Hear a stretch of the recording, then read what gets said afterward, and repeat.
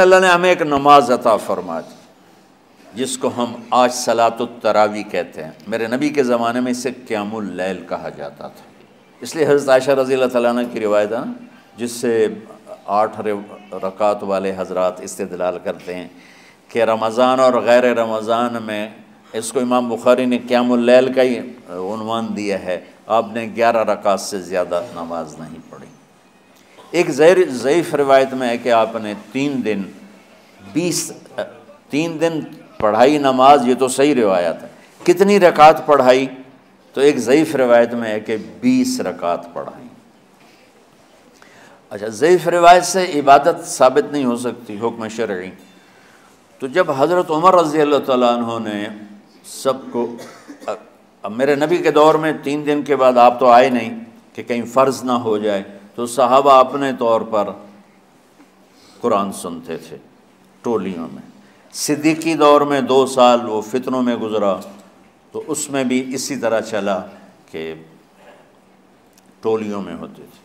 हज़रत उमर रज़ियल्लाहु के ज़माने में हुकूमत मज़बूत हो गई, ताकतवर हो गए, तो इब्तदाई सालों में नहीं, चंद सालों के बाद अब मस्जिद में तशरीफ़ लाए तो लोग इस तरह, कोई 4 इधर 4 इधर, 5 इधर, 10 इधर, 20 इधर, तो कहने लगे इनको एक इमाम पे जमा कर दिया जाए तो कितना अच्छा होगा।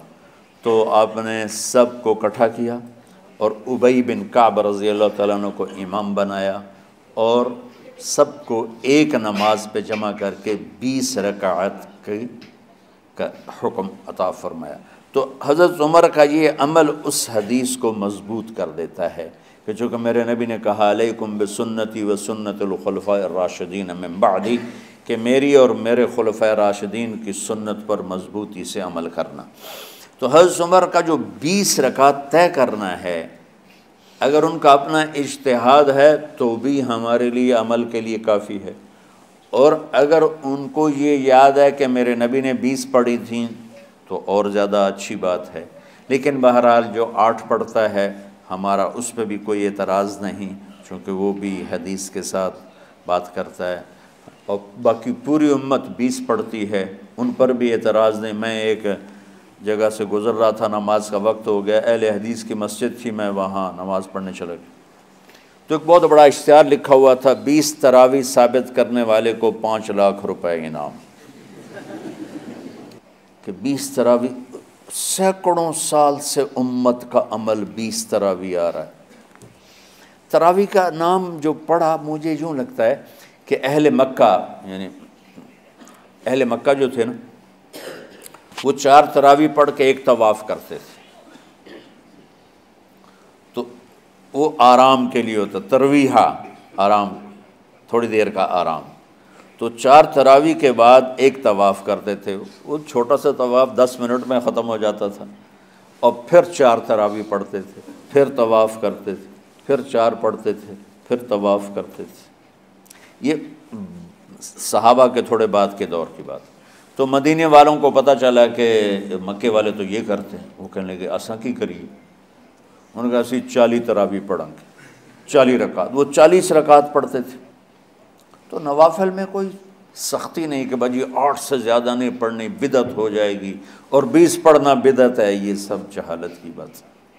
और ये 8 पढ़ रहे हैं ये गलत है, ये भी हमाकत की बात है। जो सही हदीस से दलील पकड़ के कोई अमल करता हो तो भाइयों उससे बहस ना किया करो, मुनाजरा ना किया करो, ये बहुत नादानी वाली बात। और उम्मत का खल्क़ लाखों करोड़ों इंसानों का एक अमल पे जमा होना, ये बज़ात ख़ुद उसकी ताकत की एक दलील। और हरमैन जब से मेरे रब ने, हज़रत उमर ने 20 रकात शुरू की, आज तक वहाँ भी सारी मसाजिद में 8 रकात तरावी होती है, लेकिन हरमैन की मस्जिद में 20 रकात, इधर भी उधर भी।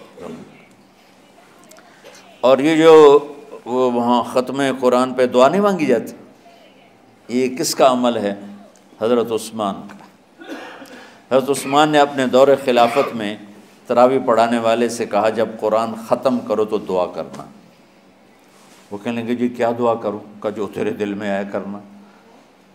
तो ख़त्म कुरान की रात तरावी की आखिरी रकात में मिनल जिन्नत वन्नास के बाद दुआ के लिए हाथ उठाना, ये हज़रत उस्मान रज़ी अल्लाह तआला अन्हु ने इसको ज़िंदा फरमाया। और इमाम दुआ करता था 1 मिनट, 10 मिनट, 20 मिनट, जितने भी, और पीछे लोग आमीन कहते थे। वितर की जमात नहीं होती थी।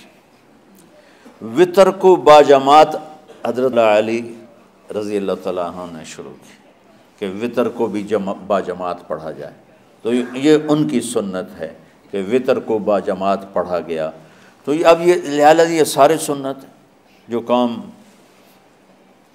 इन खुलफ़ाए राशिदीन से हुआ वो भी सुन्नत है। तो अल्लाह ने हमें एक इबादत दे दी कि मेरा कुरान पढ़ो और सुनो। पहली उम्मतों को तरावी क्यों नहीं थी या क़यामुल लैल क्यों नहीं था? कि उनको अपनी किताब याद ही नहीं होती थी। वो अपनी किताब के हाफिज़ नहीं होते थे, वो अपनी किताब याद ही नहीं कर सकते थे, सिर्फ नबी को याद होती थी। अल्लाह ने हमारे लिए कितना आसान कर दिया कि 7 साल के ये छोटे छोटे बच्चे कुरान याद कर रहे हैं, 70 साल का बूढ़ा कुरान याद कर रहा है। यहीं ये मौलवी यूसुफ साहब का साथी था, या पता नहीं इनसे पहले था, सलमान, मौलवी सलमान, आजकल अमेरिका में होते हैं, हम हमारी एक शाख चला रहे हैं माशाल्लाह। वो शुरू में यहाँ थे, तो यहाँ तरावी पढ़ाने के लिए हमारे पास हाफिज़ कोई नहीं था। वो हाफिज़ नहीं थे, वो सुबह बैठ के शाम तक एक सिपारा याद करते और रात इशा की नमाज में सुना देते। 30 दिन में कुरान याद करके सुना दी। मतलब ये सुनी सुनाई बात नहीं, हमारे इसी हसनैन, इसी मिंबर और महराब की बात कि यहीं इसी मस्जिद में उन्होंने सुबह से मगरिब तक याद करते थे और फिर इशा में खड़े होकर सुना देते थे। पीछे होते थे लुकमा कोई देने वाला शायद, लेकिन बहुत खूबसूरत पढ़ के एक दिन में याद करके सुना दिया। और एक मुझे नाम भूल गया, 3 दिन में कुरान याद किया, 10 सिपारे एक दिन में याद किए, 10 दूसरे दिन में याद किए, 10 तीसरे दिन में याद किए। वलक़द यस्सरनल कुरआन लिज़्ज़िक्र फ़हल मिन मुद्दकिर। तो अल्लाह ताला ने इसको नसीहत के लिए भी आसान किया है और याद करने के लिए भी आसान किया है। कोई किताब पहले याद नहीं होती थी किसी को। माशाल्लाह तुम में कितने हुफ़ाज़ बैठे हुए हैं अल्लाह के फ़ज़ल से। तो अल्लाह ने हमें रात की नमाज अता फ़रमाई, और चूँकि ये एक मशक्क़त है तो मेरे नबी ने कहा ये रात की नमाज के हर सजदे पर 1500 नेकी लिखी जाती, 1500 नेकी लिखी जाती। और अल्लाह ताला हर सजदे पर जन्नत में एक महल बनाता है जिसके 60,000 सोने चांदी के दरवाजे होते, और एक दरख्त उसके लिए लगाता है जिसके नीचे 100 साल घोड़ा दौड़ सकता है। तो रमज़ान का एहतमाम आप रजब से शुरू फरमा देते थे। मेरे नबी ने 9 रमज़ान देखे, 9 रमज़ान अपनी ज़िंदगी में, 9 रमज़ान। 10वें रमज़ान से पहले आप अल्लाह के पास तशरीफ़ ले गए। आपकी ज़िंदगी में रोज़े फ़र्ज़ होने से आपकी वफ़ात तक 9 रमज़ान गुज़रे। और मैं क़ुरबान जाऊँ अपने नबी पर, अपनी उम्मत पे कैसी शफ़क़त थी। आप सहरी खाते थे बिल्कुल आखिरी वक्त, इधर बिलाल अज़ान दे रहा है और इधर आप आखिरी लुक़मा खा रहे हैं, और उधर सूरज नीचे हुआ और आप खजूर मुंह में। एक आदमी ऊपर खड़ा होता था मदीने में, तो वो छत पे, घर की छत पे खड़ा होता था। सफ़र में है तो वो किसी पहाड़ी पे खड़ा होता था। जो ही सूरज का किनारा नीचे जाता अब फ़ौरन वो कहता या रसूलुल्लाह क़द ग़रबत, तो आप खजूर मुंह में डाल लेते थे, या पानी, कभी पानी से इफ़्तार फरमाते थे, कभी खजूर से इफ़्तार फरमाते थे कि मेरी उम्मत पे भूख का वक्त कम से कम आए। आजकल जो ये हमारे इफ़्तारी के औकात हैं ना, ये सूरज डूबने के भी 2-2.5 मिनट बाद के हैं कि एहतियातन, ठीक है चलो एहतियात कर लो, कोई मसला नहीं। लेकिन असल है इधर चूँकि अब सूरज हमें नज़र ही नहीं आता है, इस तरह हम घिरे हुए हैं शहरों में। देहातों में भी अब इस तरह का माहौल है कि वो नज़र नहीं आता है। तो बेहतर क्या, इधर सूरज गायब हो, इधर लुकमा मुँह में जाए। लेकिन ये तब है जब आप नज़र आ रहा हो। अब जब आप यहाँ बैठे हो हसनैन में, तो यहाँ तो कोई सूरह नज़र नहीं आएगा, यहाँ तो मीनार ही नज़र आएगा। तो लिहाजा एहतियात ठीक। हमारे अहले हदीस भाई वो 2 मिनट पहले हमसे इफ्तार करते हैं, तो बड़ी अच्छी बात है कि सूरज के गुरूब होने का जो असल वक्त है उसके साथ ही इफ्तार करना। और सहरी में एक वाक़या सुनाता हूँ। आप सहरी खा रहे थे, बकरे की सिरी पकी हुई थी, तो मौला अली रज़ी अल्लाह तआला अन्हु और अरबाज़ इब्न सारिया रज़ी अल्लाह तआला अन्हु आपके साथ खाना खा रहे थे। तो हज़रत बिलाल है, या रसूल अल्लाह वक्त ख़त्म हो गया है, मैं अज़ान देने जा रहा हूँ, आप बराए मेहरबानी खाना पीना बंद करें।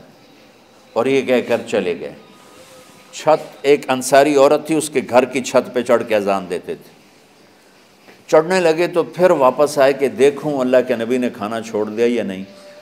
आके देखा तो वो खा रहे थे। उन्होंने कहा या रसूल अल्लाह वल्लाह लक़द अस्बहता, या रसूल अल्लाह अल्लाह की कसम सहरी का वक्त ख़त्म हो गया, सुबह हो गई। तो आपने हाथ पीछे कर लिया, कह रहे तेरा भला हो बिलाल, अभी वक्त बाकी था, तेरे कसम खाने पर अल्लाह ने उसको पहले निकाल दिया कि तेरी कसम कहीं झूठी ना पड़ जाए। तो हज़रत अली ने फरमाया कि अगर बिलाल कसम न खाते तो जब तक मेरे नबी खाते रहते सुबह सादिक नहीं होनी थी।